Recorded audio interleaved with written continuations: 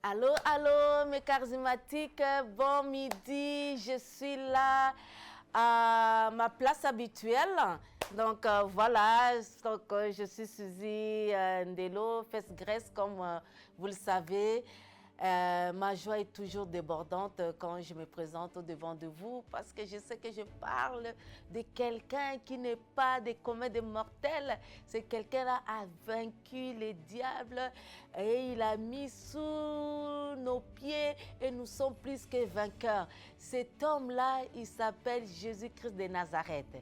C'est lui le vainqueur, le plus que vainqueur. C'est lui-là qui est assis sur son trône. Donc, je suis dans la joie de venir parler de sa part, de venir nous encourager, de venir nous faire du bien par sa parole. Parce que sa parole, quand elle sort pour faire du bien, elle sort pour changer les vies, transformer les vies. Parce que c'est une personne qui est derrière sa parole. Il a envoyé sa parole et la parole guérit. Et il a envoyé sa parole et sa parole délivre. Et ce midi, je crois que j'ai une bonne nouvelle pour toi. Jésus-Christ de Nazareth, le Fils de Dieu Tout-Puissant, il est ici en ce lieu. Alors, si tu es en ce moment en train de nous regarder, sache que tu es au bon moment, au bon endroit, parce que Dieu a une parole pour toi. Allez, nous sommes à Montréal, 2305 rue Holt, à Christ en Action, et nous sommes là pour propager la parole de Dieu, parce que Jésus revient bientôt. Et je ne cesserai de le répéter, nous devons être prêts, préparés à son enlèvement, s'il tarde à venir. Donc, sois prêt mon frère, sois prête ma soeur. Alors voilà, je suis Suzy Ndelo, comme je l'ai dit tout à l'heure. Donc, j'ai une bonne équipe en arrière de moi. Aujourd'hui, j'ai Chess, j'ai André, Goldis, Leslie. Voilà. Merci beaucoup pour ce moment. Je vous salue dans le nom puissant de Jésus. Je vous salue partout où vous me regardez, en Europe, en Asie, en Amérique, même aux Antilles. Vraiment, je vous salue et que le Seigneur vous fasse du bien, que le Seigneur vous localise au travers de sa parole, que le Seigneur vous voie et qu'il vous relève, qu'il vous fasse du bien. Si vous êtes malade, recevez la guérison maintenant au nom puissant de Jésus. Si vous traversez des moments difficiles, sachez qu'au bout du tunnel, il y a une lumière qui est la lumière du Saint-Esprit et qui va vous attraper et vous sortir de là. Sache que à chaque moment, il y a des défis au devant de nous et ces défis-là doivent être relevés par la puissance du Saint-Esprit. Et vous n'êtes pas seul. Vous n'êtes pas seul. Nous sommes le corps du Christ. Nous sommes ensemble. Et nous savons quand on est ensemble, on est plus que vainqueur. Quand on est fort, quand on est ensemble, non, le feu ne s'éteindra point. Parce que là, il y a beaucoup de charbon. Là, il y a beaucoup de braise. Le feu s'allume et il ne s'éteint point parce que nous sommes ensemble dans le même bateau, dans la même équipe et nous sommes là pour la réussite. Donc voilà, ce midi, je ne serai pas trop longue, mais j'ai un bon message pour toi. Un message qui va te faire du bien. Je l'ai intitulé « Sors de ta zone de confort » pour ton progrès. Nous sommes toujours dans le mois de progrès. Que le Seigneur nous fasse grâce. Dans notre verset de base, la Bible nous dit, donc je vais cette fois-ci le lire à 8 secondes, et que voilà, 1 Timothée 4, 12, à partir de 12, qui nous dit, déclare ces choses et enseigne-les. Que personne ne méprise ta jeunesse, mais sois un modèle pour les fidèles en parole, en conduite, en charité, en foi, en pureté. jusqu'à ce que je vienne, applique-toi à la lecture, à l'exhortation, à l'enseignement. Voilà, ne néglige pas le don qui est en toi, qui t'a été donné par prophétie avec l'imposition de main de l'assemblée des anciens. Occupe-toi de ces choses, donne-toi tout entier, pas à moitié, mais tout entier, véritablement entier, afin que tes progrès soient évidents. Oh, alléluia. Pour tous. Veille sur toi-même, exactement, avant que Dieu te veille sur toi aussi, parce que Dieu veille, mais toi-même, tu dois faire attention à ce que tu dis, à ce que tu fais. Alléluia. Veille sur toi-même et sur ton enseignement. Persévère dans ces choses, car en agissant ainsi, tu te sauveras toi-même et tu sauveras ceux qui t'écoutent. Ça, c'est vraiment quelque chose, on va travailler petit à petit dans ces versets-là pour en sortir des richesses enfouies dans cette parole ici-là. Alors, comme je disais, les thèmes ou les titres de ces messages sortent de ta zone de confort. Alors, là, je suis dans les versets dans Matthieu 14, 22. Nous connaissons l'histoire de Pierre qui a marché sur l'eau. Donc, je vais les lire vite fait. Aussitôt après, il obligea les disciples à monter dans la barque et à passer avant lui de l'autre côté pendant qu'il renverrait la foule. Verset 23. Quand il y renvoyait, il monta sur la montagne pour prier à l'écart, et comme le soir était venu, il était là seul.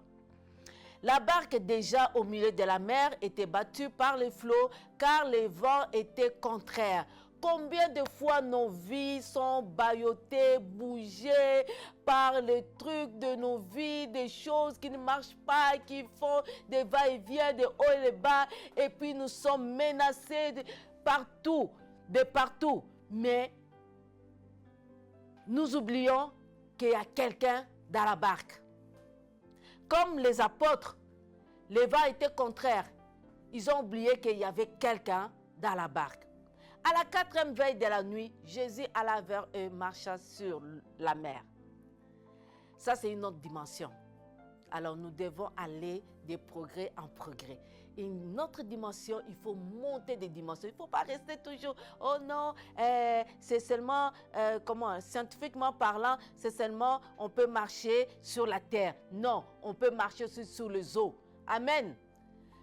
Quand les disciples les virent marcher sur la mer, ils furent troublés parce qu'ils n'en ont jamais vu quelqu'un marcher sur l'eau et ne pas être noyé. Mais quand ils ont vu Jésus marcher sur l'eau là, oh, ils étaient troublés. Ils avaient même peur. Ils ont crié quoi? C'est un fantôme. Parce qu'ils n'ont jamais vu ça. Alors, dans tes progrès là, il y a des choses que tu n'as jamais vues, mais que tu vas vivre. Parce que Dieu t'amène dans une autre dimension. Et dans leur frayeur, ils poussèrent des cris. Des fois, dans nos situations, nous poussons des cris. Seigneur, où es-tu? Sauve-moi. Oh, tu m'as abandonné. Tu m'as laissé. Non, Dieu n'abandonne pas. Mais écoutez-moi le verset 27. Qu'est-ce que ça dit? Jésus leur dit aussitôt, rassurez-vous, c'est moi, n'ayez pas peur. Hey, hey. Alléluia. Sors de ta zone de confort. Il ne faut pas avoir peur de quoi que ce soit. Il ne faut pas avoir peur des carburants. Parce que toi, tu as une mission à atteindre, parce que tu dois l'accomplir. Et voilà, Pierre lui répondit, Seigneur, oh, c'est toi? Alors si c'est toi, ordonne que j'aille vers toi. Ordonne que j'aille vers toi sur les eaux. Donc, il y a un oseur, il y a un Pierre. Laisse-moi te déclarer, il faut être Pierre pour faire des choses, les choses que les autres ne veulent pas faire. OK? Donc, pour voir tes progrès là, mais il faut aller en contre-courant. Il faut aller à contre-courant, mon bien-aimé. Il faut faire des choses que les autres personnes ne veulent pas faire. N'aie pas peur d'échouer. Parce que Pierre, quelque part, il a échoué. Mais Jésus-Christ était toujours là. Amen. Pierre lui répondit, Seigneur, si c'est toi, ordonne que je vienne vers toi. Et il dit, viens. Pierre sortit. Parce que je sais qu'il y a beaucoup de messages, mais moi, je parle de la zone de confort. Alors, des fois, on est dans notre zone de confort, on ne veut pas bouger. On ne veut pas, non, si je sors, si j'échoue. Non. Par les viens de Jésus, Pierre prend le courage, sortit de la barque et marcha sur les eaux pour aller vers qui? Vers Jésus. Mais voyant que le vent était fort, il eut peur et comme il commençait à s'enfoncer, il cria, Seigneur, sauve-moi, sauve-moi Seigneur, sauve-moi. Aussitôt, Jésus étendit la main, le saisit et lui dit, homme de peu de foi, pourquoi as-tu douté? Des fois, nous avons les capacités sont là, les choses sont là en nous, mais on a peur de bouger. Si j'échoue, si je n'arrive pas à faire ceci, cela, les gens vont se moquer de moi. Non, peu importe, mais au moins tu as essayé. Pierre a essayé. Pierre a marché sur les eaux. Pierre a marché sur les eaux. Encore de ça, il a marché encore avec Jésus. Ça encore, c'est formidable. Vous comprenez? Verset 32. Pour finir, ils montèrent dans la barque et le vent cessa. Et ceux qui étaient dans la barque vinrent se prosterner devant Jésus et dire, tu es véritablement le Fils de Dieu. Qu'est-ce que je vais dire par ici là? Pierre est sorti de la barque parce qu'il voulait se distinguer, parce qu'il voulait faire la différence.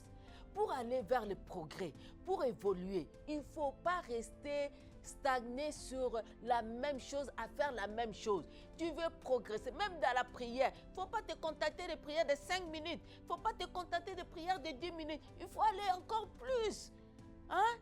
Si tu veux faire même si tu es un sportif, il ne faut pas te contenter de faire 30 minutes de sport, mais il faut aller 1 heure du temps pour voir des progrès. Tu vois, moi je vois mon fils, il va avoir des muscles, mais alors il faut travailler les muscles. Il ne faut pas rester à faire la même chose parce que tu ne les auras pas. Tu ne vas pas voir tes muscles gonflés là. Donc, dans tous les domaines, même dans ton foyer, tu ne peux pas continuer à être la même personne. Il faut que tu grandisses, tu mûrisses. C'est là la sagesse va arriver. Alléluia. Donc, même dans les ministères, donc il faut que tu puisses changer les choses, faire la différence dans un monde sans espérance. Moi, je crois que nous sommes capables à faire des progrès. Ça, si l'apôtre Paul a dit à son fils, Timothée, tu dois faire des choses extraordinaires. Applique-toi à faire la différence. Applique-toi à changer ta façon de parler, à façon de prier, à façon d'exhorter, d'enseigner. Fais la différence. Ne fais pas comme monsieur, madame, tout le monde. Tu n'es pas l'un, tu n'es pas l'autre. Toi, tu es toi. Moi, je suis Suzy. Moi, je suis moi. Si je suis moi, je dois faire des choses comme moi, c'est que Dieu me demande. Si je commence à copier, coller, même à l'école, quand tu fais copier, coller, on appelle ça plagiat. Voilà. Donc, quelque part, tu es unique. Tu es unique. Sors-moi une évidence de toi, une signature de toi. Tu es unique. Tu es une femme distinguée, mais unique. Tu es un garçon, tu es un homme unique. Sors-moi la différence. Hein? Quelque chose de toi. Il ne faut pas faire comme monsieur. Oh, si tout le monde va les baigner, moi aussi je vais les baigner. Si tout le monde va les pains, moi aussi je cours vers les pains. Non, même s'il y en a 100 personnes qui vendent des pains, mais toi, tu vas te distinguer. En vendant tes pains là, ça va être une différence. Je parle à quelqu'un? Alors, mettez-moi de cœur, s'il vous plaît. Alors, qu'est-ce qui s'est passé avec Pierre? C'était l'obéissance. Pierre a obéi. Il a obéi parce que Jésus-Christ a dit viens. Et quand il a dit viens, Pierre est sorti. Parce qu'il y avait aussi le vent qui était là, qui bâillottait de partout là. Mais quand Pierre a entendu le viens de Jésus, il a obéi, il est sorti de sa zone de confort. Vous avez vu les autres là? Les autres ont eu peur. Ils ont dit, toi aussi Pierre, tu exagères, tu es trop, tu oses, tu es trop, comment on dit ça? Tu es trop orgueilleux, tu es trop ambitieux, tu es trop, je ne sais pas trop là. Pourquoi? Tu as déjà vu quelqu'un marcher sur les eaux, pourquoi tu veux suivre? Pourquoi tu veux suivre Jésus? Oui, il faut suivre Jésus, c'est un bon modèle pour nous. Quand Jésus te dit quelque chose, il faut obéir. Alléluia.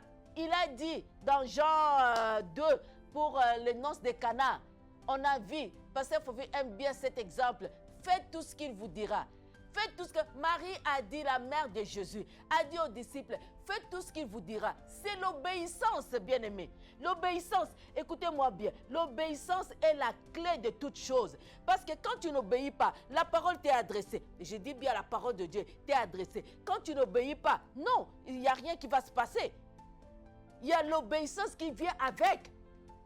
Il y a l'obéissance qui vient avec ça parce que c'est très très important. Imaginez si Pierre n'avait pas obéi. Est-ce qu'il allait marcher sur les eaux? Est-ce qu'il allait vivre cette expérience-là? Bien qu'il s'est noyé, mais Jésus-Christ l'a pris. Ils ont marché ensemble avec Jésus. Ça encore, c'est une autre dimension.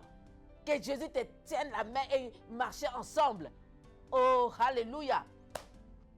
Donc, notre devoir à nous, c'est de sortir et Dieu va te tendre la main. Peu importe comment c'est difficile, tu dois écouter la voix de Dieu pour aller à un autre niveau supérieur. Il faut aller même si c'est risqué. Le problème avec nous, on a peur. Quand la peur nous environne, tu ne peux rien faire de bon. Mais des fois, la foi, c'est risqué. Il faut prendre les risques. C'est le temps d'aller, d'obéir, même si ça fait peur. Vas-y. Dieu nous a appelés. Moi, au début, quand j'ai commencé le ministère, là, même pour prier pour quelqu'un, j'avais peur. Mais c'est le diable qui me faisait peur. Et si rien ne se passe? Et s'il ne guérit pas? Et si ça ne change pas? Oh, ça, c'est le diable. C'est la voix du diable. Alors, défie cette voix. Donc, toi là, comme tu es là, il faut oser. Sors de ta zone de confort pour voir les progrès. Commence à imposer les mains aux gens. Commence à prier pour les gens. Commence à faire ce que tu n'as jamais fait. Et tu verras, tes progrès seront évidents. Donc, il faut faire la différence. N'aie pas peur. Alléluia. L'obéissance, nous devons être obéissants même si nous voyons la chose que c'est rien du tout, que c'est banal, c'est rien. Nous devons obéir dans les petites choses comme dans des grandes choses. Parce que nous attendons, si c'est gros là, un prophète qui a parlé, oui, j'obéis. Non, avant que le prophète parle, il y a la prophétie, c'est la parole de Dieu. D'abord, c'est la parole de Dieu. Et c'est très important de regarder, d'avoir le regard sur la parole de Dieu. Et l'obéissance, c'est quelque chose de foi, de radical, qui implique toutes les choses de nos vies, dans le domaine, comment on dit ça, tous les domaines de nos vies. C'est très important parce que vivre, faire la différence, c'est Christ. Ce n'est pas seulement nous-mêmes. Donc, c'est Christ qui vit en nous. Alors, quand Christ vit en nous, là, donc ça doit être radical. Il dit dans Matthieu 10, 39, c'est lui qui conservera sa vie, la perdra. Et celui qui perdra sa vie à cause de moi, la retrouvera. Oh my God. Vous entendez cette parole ici là? Imaginez celui qui conservera sa vie. Donc ma vie, je la conserve. Donc je vais la perdre. Ça n'a pas de bon sens. Et celui qui perdra sa vie à cause de moi, la retrouvera. Qu'est-ce que ça veut dire, celui qui va perdre sa vie? Celui qui va s'effacer, qui va diminuer, qui va mettre Jésus-Christ en avant. C'est cette personne-là qui va retrouver, qui va faire des choses comme Christ. Mais si toi, tu es rempli de toi-même, qu'est-ce que Jésus-Christ viendra faire dans ta vie?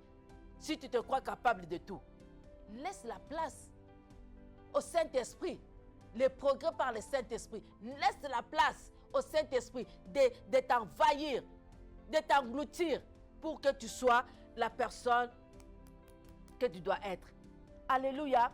Alors, l'obéissance coûte, ça paye aussi. L'obéissance coûte cher, mais ça paye. Je l'ai toujours dit, la fidélité, des fois c'est compliqué, mais ça paye toujours. Ça paye dans des évidences de joie, de gloire, d'amitié avec Jésus et de notre vie même. Donc ça doit payer parce que c'est très important. C'est une grande joie quand on obéit à Christ et à la parole de Dieu. On voit les résultats s'émouvoir à travers de nos vies parce que nous avons obéi. Quand vous obéissez, on voit les évidences. Pierre a obéi, on a vu qu'il a marché sur les eaux.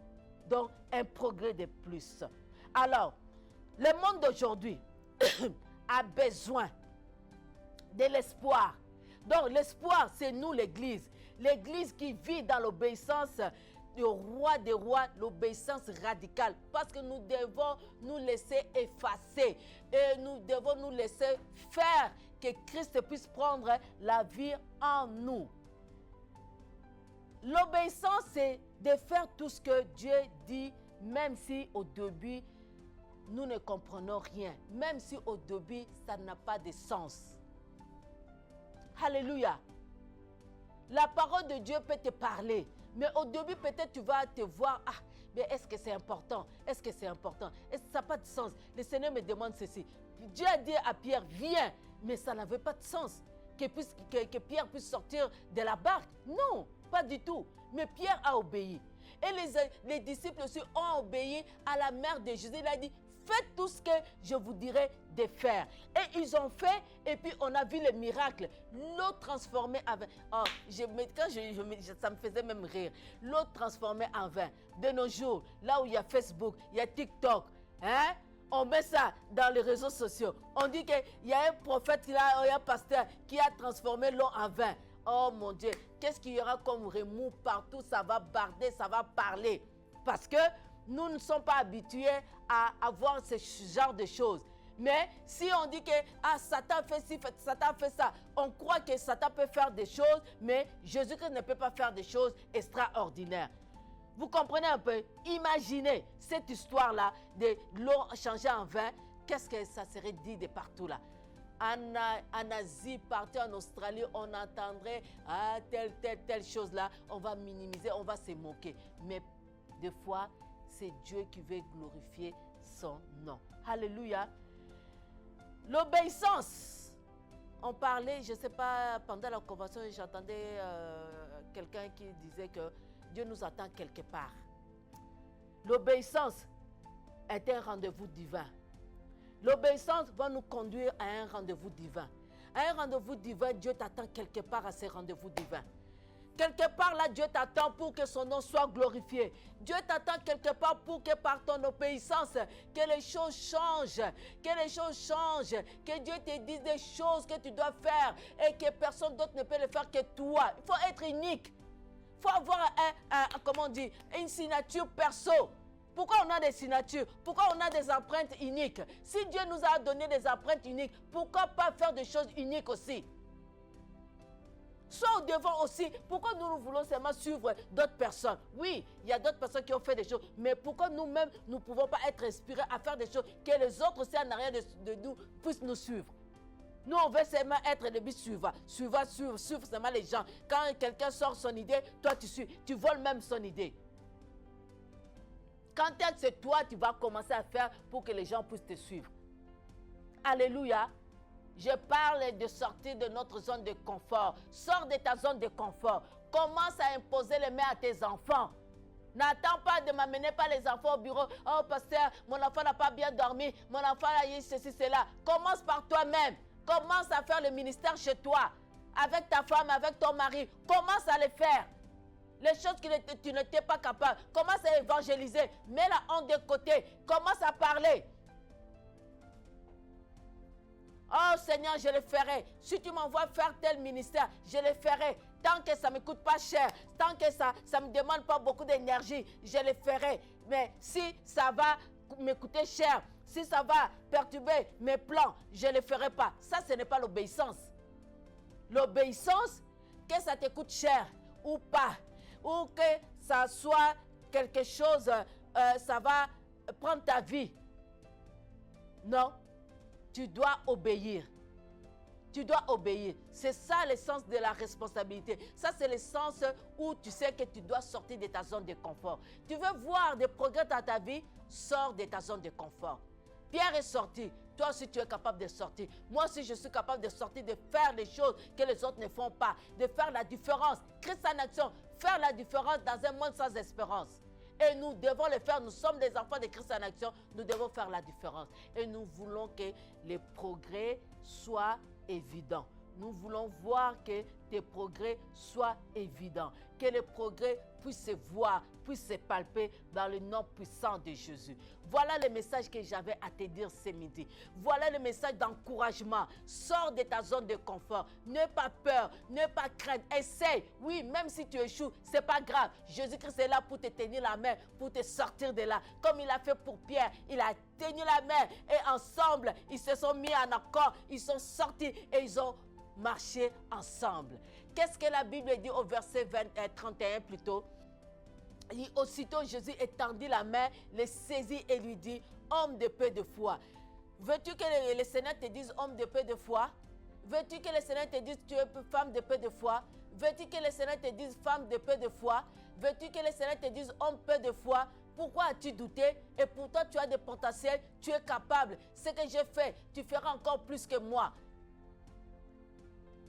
Alléluia. Verset 32, il dit, voilà, il dit quoi? Et ils montèrent dans la barque et le vent cessa. Voilà notre partage. Je te déclare, tu vas rentrer dans la barque. Quand tu sors de ta zone de confort, tu vas voir des choses qui vont se passer dans ta vie. Tu vas voir comment le Seigneur sera glorifié. Si c'est toi, Seigneur, ordonne que je vienne. Alors ce midi, je te lance l'appel. Dis dans ta prière, Seigneur, si c'est toi, ordonne que je vienne. Je vais obéir. Je vais obéir. Si Pierre est sorti, c'était dans l'ancien temps. Et nous aussi, dans la nouvelle alliance, je vais sortir à ta parole. Voilà, à ta parole, je vais sortir de la barque. Même si ça vente, mais je sais que ta main va m'attraper et on sera ensemble. Toi, tu ne délaisses point, tu ne laisses personne. Et vraiment que le nom du Seigneur soit béni pour cette parole. Et je bénis le Seigneur. Merci pour ceux qui étaient à l'écoute. Partagez, partagez, partagez pour que ça fasse du bien à quelqu'un. Quelqu'un qui a peur, quelqu'un qui est anxieux, quelqu'un qui vit dans la dépression. Je ne veux pas sortir, je peur de l'extérieur, je peur des gens. Aujourd'hui, cette peur, je l'arrête au nom de Jésus. Cette peur, je l'arrête au nom de Jésus. Bien-aimé, j'ai vécu dans la peur pendant des années, des années. Ce n'est pas une bonne chose. Ça va t'engloutir. Tu ne peux pas aller trop loin. Tu ne peux pas progresser. Tu ne peux pas évoluer. Tu ne peux pas faire de grandes choses. Ça là, à cause de la peur, à cause des inquiétudes, bannis cela au nom de Jésus. Je viens te déclarer libre maintenant dans le nom puissant de Jésus. Là où tu es, pose ta main sur la tête parce que je déclare maintenant par les maîtrises de Jésus, tu as déjà été guéri. La peur, l'inquiétude, c'est une maladie diabolique. Peut-être ce n'est pas visible, mais dans les pensées, oh, le diable t'a captivé parce qu'il sait que c'est ton domaine faible. Maintenant, je viens te libérer dans le nom puissant de Jésus. Je te rends libre. Progresse. Progresse dans le nom puissant de Jésus. Sors de ta maison. Sors. Fais un pas, deux pas, trois pas. Sors au nom puissant de Jésus afin que tu sois libre et que tu sois guéri dans le nom puissant de Jésus. Je viens appliquer le sang de Jésus sur ta vie de la tête jusqu'aux pieds. Reçois cette guérison maintenant. Par la foi, je te déclare guéri au nom puissant de Jésus que j'ai ainsi prié et déclaré. Amen, amen. Nous sommes arrivés à la fin. Que le Seigneur vous bénisse, que le Seigneur vous voie et nous allons nous revoir à la prochaine épisode. Nous allons nous revoir par la grâce de Dieu. Laisse que la grâce de Dieu et le bonheur de Dieu t'accompagnent, nous accompagnent tout le long de notre vie par la puissance du Saint-Esprit. Je vous aime beaucoup. Ici, c'était Fest Grace et Suzine Delo et nous nous reverrons à la prochaine. Merci beaucoup. Je vous aime beaucoup.